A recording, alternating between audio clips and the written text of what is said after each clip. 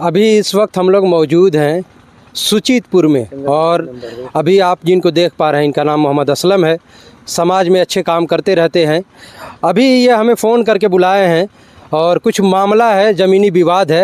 अक्सर आप लोग देखा करते हैं कि आए दिन कहीं ना कहीं घटना ऐसी होती है कि एक ज़मीन को लेकर विवाद हो जाता है, मारपीट हो जाता है, हत्या तक हो जाती है। तो ऐसे ही इनके घर पे भी कुछ मैटर है। ये हमें बुलाए हैं कि यहाँ पे कुछ ज़मीनी मैटर है, थोड़ा आइए समझ लीजिए। तो हम इनकी जो है बात सुनने के लिए यहाँ पे आए हैं और मौके पर हम लोग खड़े हैं। कैमरामैन इधर दिखाइए, यही ज़मीन है इनकी और पीछे जो मकान बने हुए हैं इनके पटदार वालों के मकानात है। यहाँ पे क्या कुछ मैटर है, हमें पूरी जानकारी बताइए। जी बहुत शुक्रिया। मैं आपके चैनल के माध्यम से अपने माननीय मुख्यमंत्री साहब तक अपनी बात पहुंचाने की कोशिश करूंगा और मैं आपका बेहद शुक्रगुजार हूं कि आपने हमारे लिए अपनी कीमती वक्त दिया। मैं आपको कई बार ट्राई किया लेकिन आप वक्त नहीं दे पा रहे थे, व्यस्तता चल रही थी। और मैं आज आपका एक वीडियो देखा जो ये हाँ, जंगल डुमरी नंबर 2 एक अपने मंदिर बाजार के नियर अबाउट में एक मामला हो गया है जो मेड़ को छांटने को लेकर हुआ है। और उस छोटी सी मामले को लेकर मुद्दा यहाँ तक पहुँच गया कि एक आदमी का हत्या हो जाता है। वही हम जब वीडियो देखे तो हम कहे कि हमारे वहाँ भी ये मसला चल रहा है और आए दिन हो न हो अप्रिय घटना हो सकता है। क्योंकि कई बार हमने शासन प्रशासन को एप्लीकेशन में दे चुका हूं इस मामले को लेकर, क्योंकि हमारे घर पे सिर्फ हमारे वालिद और वालिदा हैं और हमारी बीवी है और हमारे छोटे छोटे बच्चे। हम दिल्ली रहते हैं, हमारे घर पे और कोई है नहीं। और जो दूसरे हमारे पटदार के लोग हैं, बनाम बता रहा हूँ मैं, जैसे हमारे वालिद साहब के हमारे 4 भाई लोग हैं। सबसे पहले मरहूम इब्राहिम अली जो ये मकान है, और उसके बाद इसहाक अली जो मौजूद ज़िंदा हैं, उसके बाद मरहूम इजहार अली, फिर हमारे अब्बा जो हैं मोहम्मद कमरून सबसे छोटे हैं। ये ज़मीन का बंटवारों को लेकर आए दिन विवाद होता है, जिसे आप तमाम लोग जानते होंगे। मैं आपके व्यूअर्स से भी कहना चाहता हूं कि जहां भी खेत का मामला रहता होगा कि आपसी हिस्सा कसी जब हो जाता है तो कोई कहीं भी बोता है। बिल्कुल ऐसा होता है कि चलो जहां जो बट गया है अभी बोझ जोत रहा है। लेकिन जब बंटवारे का सही वक्त आता है कि तो उस वक्त मौजू को देखा जाता है कि ये रोड पर कौन ज़मीन बो रहा है और कौन खाली जगह, मतलब बैग पीछे है, बैग पीछे है, मतलब उसकी मालकियत क्या है, सामने की मालकियत क्या है। इसको देखते हुए ये मामला ऐसा आया कि हमने जब इन लोगों से, अपने भाई चाचा वजह से हमारे वालिद साहब बात करने की कोशिश किए तो इन लोगों ने मतलब मना कर दिए कि हम इस पर कोई समझौता नहीं करेंगे। और आए दिन इस पर विवाद होना शुरू हो गया। हम लोग अगर इस मेड़ से थोड़ा सा, मैं चाहूँगा थोड़ा सा कट कर लीजिए, इधर देख लीजिए। अच्छा, ये हिस्सा आप लोगों का लग चुका है ज़मीन का मतलब हिस्सा कसी, मतलब ऐसे खानगी बंटवारा। हाँ। कोई नंबर वगैरह नहीं है। अच्छा, इस बंटवारे से आप संतुष्ट नहीं? जी नहीं, ये हमारे ये समझना कि हमारे बाप दादा के अभी नाम से वहाँ तक ज़मीन है। और ये खेत आप पीछे तक देख रहे हैं जो रोपा हो चुका है, वहाँ तक है। इसमें सिर्फ जो लोग हैं, जो हमारे बड़े अब्बू चाहे चाचा वगैरह वरासत में वो लोग हैं, उनके लड़के वरासत में आ गए हैं, बस इतना है। किसी का ये पूरा खेत किसी का नंबर नहीं है। तो ये देखिए हमारे जो इजहार चाचा हैं, ये 20 कड़ी का चकरोट है। इसी चकरोट को लेकर इस चक का हिस्सा है। हमारे वालिद साहब के गैर कैसे लगा है? पहले इनका एक हिस्सेदार है, ये हमारे वालिद साहब की गैर मौजूदगी में हिस्सा लगा था। तो ये हुआ, चलो कोई बात नहीं। अब्बा हमारे आए तो बोले भी कि यार तुमने हिस्सा जो लगाया है इजहार, तुम गलत लगा दिए, उधर कब्रिस्तान है, तो कल कोई मामला होगा तो हम लोग कैसे जाएंगे, आएंगे, घर और बनाना रहे। तो अब हमारे चाचा तो दुनिया से रुखसत हो गए हैं। उन्होंने कहा था कि जब वक्त आएगा तो देखा जाएगा। बहरहाल अब वही मसला बिगड़ चुका है। हमने कई बार कोशिश किया कि इस मसले का हम लोग आपस में समझौता कर लिया जाए।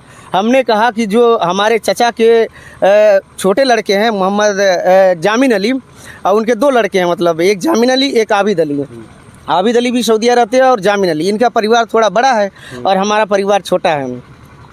आए दिन हमने कोशिश किया कि इस जो 80 फुट का लगभग ये चौड़ाई है ज़मीन का, आप देख पा रहे होंगे 80 फुट है। मैंने कोशिश ये किया कि चलिए हमारा घर यहीं पीछे में है और हमारे दूसरे बड़का दादा का घर पीछे है। इनका लास्ट में गांव की तरफ जो रास्ता जा रहा है उनका लास्ट में ज़मीन है, खेत मिला हुआ है। और जो ये हमारे चाचा है ये मेन चौक रोड पे हैं। अब आप देख पा रहे होंगे, थोड़ा सा इधर हमारा दिखा दीजिए, ये हम लोगों के बीच का मेड़ा है। ये दूसरे हमारे गाँव के लोग हैं जो बोते हैं, ये हमारा इधर का हिस्सा बनता है। हमारे वालिद साहब, यहाँ देखिए कब्रिस्तान दिख रहा होगा आपको, कब्रिस्तान के बिल्कुल बैक साइड में है, जो कि कहीं से आने का रास्ता नहीं है। और हम लोग 2 भाई हैं। कल के लिए हमारे वालिद साहब ये बोले, यानी कि फादर हमारे बोले कि अगर 2 भाई हमारे 2 लड़के हैं, कल के लिए इन्हें घर बनाने की ज़रूरत पड़ती है तो ये कैसे बनाएंगे। यहाँ तक कि पिछले साल में हमारे माननीय महोदय जी जो हमारे विधानसभा के विधायक हैं अभी मौजूदा हालात में, माननीय महेंद्र पाल जी, उनके वहाँ भी हम गए थे तो उन्होंने बोला था कि अपने ग्राम प्रधान यानी कि सिद्धू पासवान से और वाजिद भैया के ग्राम प्रधान को कि ले जाकर इस मसले का हल करो, लेकिन लोगों ने इस पर तवज्जो नहीं दिया, जिसका निष्कर्ष ये है कि आज भी देखिए ये खेत हमारा आज रोपा हुआ है। हम लोग बड़ी मुश्किल से आते हैं, अगर कोई भी रोपा हो जाता है या कल घर बनाना है तो दिक्कत हमारे लिए है। समस्या ये आपके लिए रास्ता नहीं है, बिल्कुल भी नहीं है। और इंजन आप देख रहे हैं 10 साल से वो इंजन हमारा वहाँ पड़ा हुआ है, सिर्फ 1 मंडे खेत के लिए। हमारी रिक्वेस्ट ये थी कि देखिए आप इसमें देख पा रहे होंगे, ये जो हमारे बड़का दादा हैं ये इनके 4 लड़के हैं। आप ये देख पा रहे होंगे कि ये 4 बंटवारा कर चुके हैं, जबकि अभी बाप दादा में बटा नहीं है। जो अब 4 मेड़ा देखिए 4 लोग बांट लिए हम। अगर ये लोग बांट लिए और बैक पीछे ही इनका खेत है, खेत में अपने अब 4 लोग हैं तो इनका तो हो गया और हमें कोई तकलीफ नहीं है। ये सहमत है तो हमें भी कोई इनसे तकलीफ नहीं है। तकलीफ ये है कि जो वहाँ से और यहाँ से चल कर जाकर यहाँ बोते हैं। मैंने उनसे कहा, रिक्वेस्ट लोगों से भी किया कि उसमें 1/2 कर लो और हमारे में 1/2 कर लो।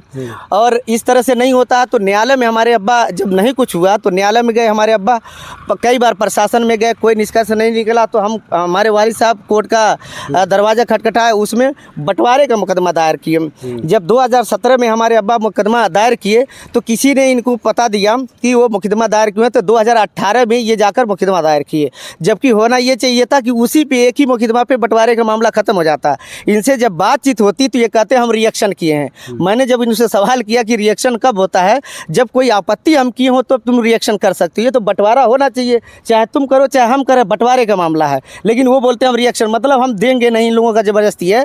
इस मामले को लेकर कई बार विवाद हो चुका है, यहाँ तक कि आपको बता दें 2 साल पहले हमारे ऊपर जानलेवा हमला भी किया गया था।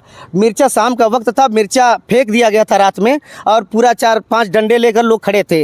हम ये अपना एप्लीकेशन एक अपने करीबी खपड़ावा चौकी पे दिए, उसमें हमारे प्रशासन उस टाइम मौजूद थे, राम सिंह भैया और एक हमारे सिपाही थे हरेंद्र भाई साहब, जो कि उस मौजू को जानते हैं, वो आए भी देखे भी थे और तहकीक करने की कोशिश की, लेकिन वो बंदा भाग चुका था, घर से निकल गया था। यानी कि हमारा मर्डर करने का प्लान कर दिया गया था, मिर्चा फेंक दिया गया था। और ये मसला सिर्फ इसलिए उलझा हुआ है कि कुछ कौम के चटुआकार हैं जो 2 टोले पे हैं, 2-4 चटुआकार हैं जो उनको न दीन से मतलब है न दुनिया से मतलब है। इन लोगों की वजह से ये मसला उलझा हुआ रहता है आए दिन।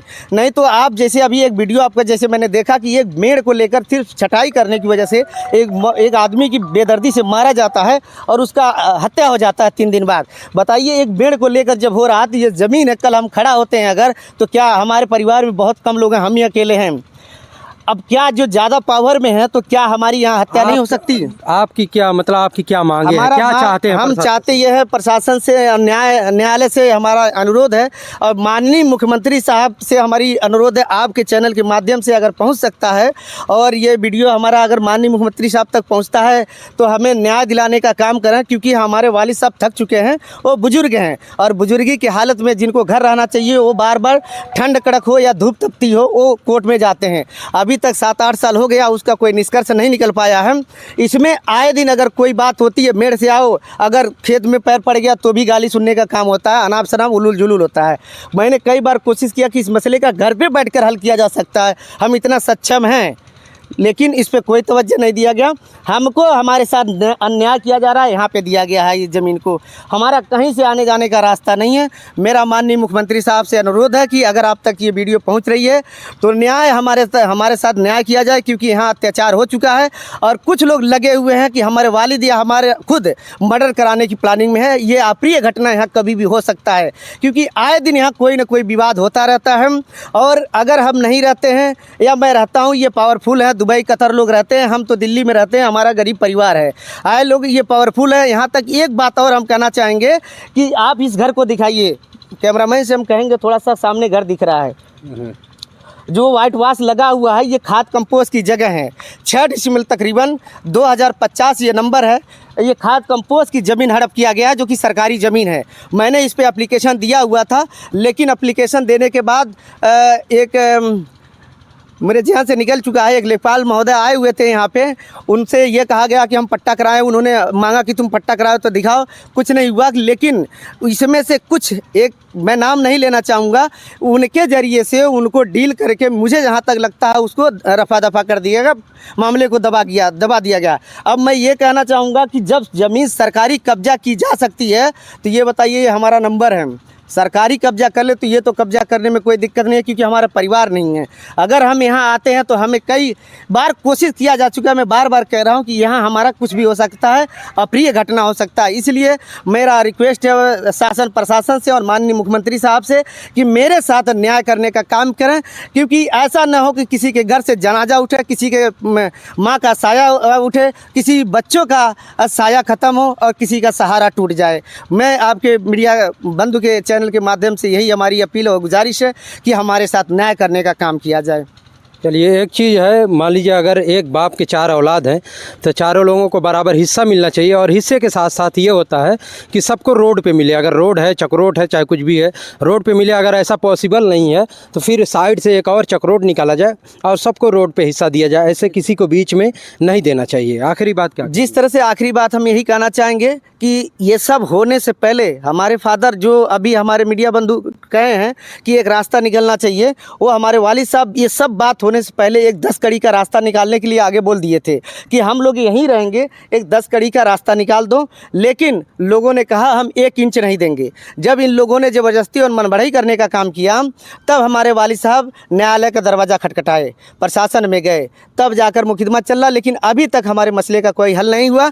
और जब चौकी और थाने का मसला कभी आ जाता है तो वहाँ चौकी पे दलाल फ़ोन कर करके, और जो चटुआकार हैं, जो मर्डर कराने की कोशिश कर रहे हैं। देखिए, आए दिन मैं आपके माध्यम से कह देना चाहता हूँ, नाम बनाम मैं बताऊँगा, मेरे पास वीडियो भी है किन लोगों ने ये हरकत कराने का काम किया है, जिससे हम सिफारिश किए वो लोग जाकर दूसरे जगह वीडियो उनको लेकर, जो अपराध कर रहे हैं, अपराधी को साथ में ले जाकर, मेरे गाँव के ही रहने वाले हैं, वो अपराधी को साथ ले जाकर वहाँ वो हमारे, यानी कि हमारे लोगों के पास ले जाकर हमारे खिलाफ बात कर रहे हैं कि ऐसा कर रहा है, वैसा कर रहा है। और पुलिस प्रशासन हमको फ़ोन करके बुलाइए चौकी पे, हमारी मदद की जाए, जबकि वो गलत किए थे। इसीलिए पुलिस प्रशासन उनको फ़ोन किया और चौकी पे बुलाने का काम किया, लेकिन वो पहुँचे नहीं। तो चलिए, अब मैं चाहूँगा कि आप लोग वीडियो को जो है ज़्यादा से ज़्यादा शेयर करें, ताकि प्रशासनिक लोग तक पहुँचे ये वीडियो, और जो है इस मामले को लेकर कार्रवाई हो सके। कहीं ना कहीं आगे चल के विवाद हो सकता है। देखिए, यहाँ पे आ चुके हैं इनके वालिद साहब भी। हम जानने की कोशिश करेंगे ये सब क्या मामला है और क्या कुछ चाहते हैं आप? इसमें हम यही चाह रहे हैं कि सड़क पर हम सब लोगों का सुविधा हो जाए, चक रोड पर। हाँ। लेकिन ये सब सिर्फ मार करने के साथ दूसरा कुछ जानते नहीं है। अगर जो अभी छड़ा हो जाए, अभी मार हो जाएगा। जमाने से कोशिश पर पंचमेश्वर करते आ रहे हैं, उसमें दलाल भी लगे हैं कत्ल करने साजिश में। और ये जो तुम्हें फरिया लिया किसी तरीके से कोशिश करके, मैं था नहीं, अपनी मर्जी से लगाए हैं लोग, आपके बिना मौजूदगी में लगाए हैं। लेकिन मैं आने पर कहा कि अरे भैया अलगा दिए, ठीक है, लेकिन सुविधा चाहिए ना सबको। हाँ बिल्कुल, अगर साहब 4 भाई हैं तो चारों को रोड पे चाहिए, या चक्रोट या रोड जो भी हो, सबका हिस्सा यहाँ पे बनता है। लेकिन नहीं सुनने के लिए नहीं, सिर्फ मारपीट। बताइए क्या करें? जिस तरह वाली साहब हमारे कह रहे, बिल्कुल सत्य बात है कि ये कहे, लेकिन कोई सुनवाई नहीं हुआ। ये हुआ कि जब होगा तो देखा जाएगा, जैसे कि इससे पहले हम बोल चुके हैं। मसला ये है कि अब ये आए दिन यहाँ कुछ न कुछ अप्रिय घटना हो जाएगी। मैं रहता नहीं हूँ, यही हमारे वालिद साहब आप देख पा रहे होंगे, और बुजुर्गी की हालत में सबसे छोटे हैं ये, लेकिन इनको इतना तंग किया गया है। मैं कहना नहीं चाहूँगा कि अब जब तंग हो जाता है आदमी तो क्या नहीं करता है, मरता क्या नहीं करता, मसला वहाँ है। और वो लोग मनबड़ किस्म के हैं, उनके साथ मनबड़ किस्म के लोगों का सपोर्ट है। चौकी के दलाल और थाने के दलाल लगे हुए हैं। वो भी गैर मुस्लिम भाइयों से हमें कोई दिक्कत नहीं है, क्योंकि गैर मुस्लिम भाई हमारे आशीष गुप्ता भाई रहे हैं, और भी तमाम दोस्त यार आए, तो उन्होंने चौकी पे साफ शब्द में कहा इसमें तो कोई मामला ही नहीं है, ये तो सीधा 1/4 का मसला हल कर लो। तो कुछ लोगों ने, कौम के गद्दारों ने ही वहाँ उलझा दिया मामले को। और हम एक बात कहना चाहेंगे कि 1/4 की जो मसला रही, न्यायालय से ये बात हुआ है कि न्यायालय से 1/4 तो होना ही है, लेकिन हमारे इसहाक बड़कदादा जो है, हमने आपको बताया कि वो कह रहे हैं कि हम पीछे रहेंगे। हम सहमत हैं, गली है उस रास्ते से, कहते हैं हम आएंगे जाएंगे, हम सहमत हो गए, कोई बात नहीं, मुझे दिक्कत नहीं है। फिर हमारे इब्राहिम बड़कदादा जो सबसे बड़े हैं, वो रास्ते के किनारे, आपको बताएं कब्रिस्तान के बगल से रास्ता है, तो कहे चाचा एक पल के लिए हमारा भी ठीक है, अभी नया चकरोट पटने वाला है, हमारा भी ठीक हो जाएगा, मेन मुद्दा आपका फंसा हुआ है। तो मेरा सिर्फ मुद्दा इजहार जामिन सनाब मरहूब इजहार अली और इनके और हमारे कमरुद्दीन और हम मतलब हमारे वालिद साहब जो कमरुद्दीन है, इनके बीच का मसला है, दो लोगों के बीच का मामला है और कोई मामला नहीं है। जबकि कुछ लोग उलझा कर कहते हैं बड़ा पेचीदा है, इसमें साफ देख पा रहे होंगे आप भी हैं। ये चीज़ सामने से देखने में गलत लग रहा है कि एक भाई अगर फ्रंट पे है तो सारे भाई बैक में क्यों? सबको रोड पे मिलना चाहिए। अगर रोड पे नहीं मिल पा रहा है, हिस्सा कम है, चौड़ाई लेंथ इसकी कम है, तो फिर साइड से एक चक्रोड निकाल लें, सबको रोड पे है। जिनका ये खेती है, इन लोगों ने उनको प्रेशर दे देकर किचन, बाथरूम, शौचालय सब बनवा दिया कि हम ये खाली नहीं करेंगे तो हम नहीं खाली करेंगे। ये हालात यहाँ पे नौबत लाया। हम लोगों ने प्रशासन में भी दरखास्त दिया, रोकने का काम भी किया, लेकिन ज़बरदस्ती बना दिया गया। अब आप देख पा रहे हैं ये नल बोरिंग लगा हुआ है। हमने कहा 1/2 कर लो, 1/2 तुम इधर हो जाओ, हम इधर हो जाएंगे, हमारे में बांट लो। थोड़ा सा जब तुम जाओगे, कष्ट होगा, तब समझ में आएगा ना कि वाकई अगला कितना परेशान होगा। मैंने ये रिक्वेस्ट कई लोगों से कहा, कई बार कोशिश करने की किया कि ये 1/2 कर लें, लेकिन अभी भी इसका कोई निष्कर्ष नहीं निकला। मैंने कहा जब आपस में सुलह ये कर लिया जाएगा तो एक हम सुलहनामा बनाएंगे, न्यायालय में इसको दाखिल करेंगे, उस मसले का हल निकाल लिया जाएगा। और जो मुकदमा चल रहा है वो एक नंबर पड़ जाएगा, अपना अपना नंबर है, जबकि ये नंबर अभी किसी का नहीं है, सिर्फ वरासत में है।